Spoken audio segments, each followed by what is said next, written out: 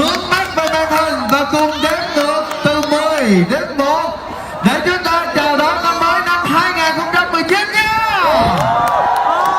Are you ready?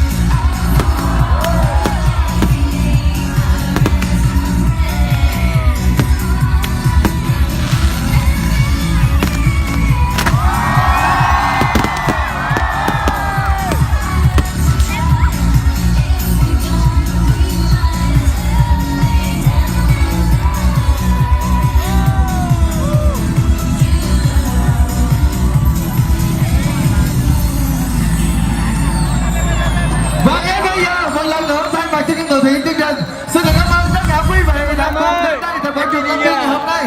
Xin được gửi lời cảm ơn đến với ban lãnh đạo của tỉnh Lâm Đồng và thành phố Đà Lạt đã cùng hỗ trợ với chúng tôi để có thể phối hợp thực hiện chương trình ngày hôm nay. Xin được cảm ơn Chúc, xin được cảm ơn cả nhà đầu tư của Quảng Music. Xin được gửi lời cảm ơn đến với nhà tài trợ Kim Cương, Trong và xuất. Một lần nữa cảm ơn mọi người rất nhiều. Đào Duy xin được thay mặt cho những người thực hiện chương trình. Chúc mọi người một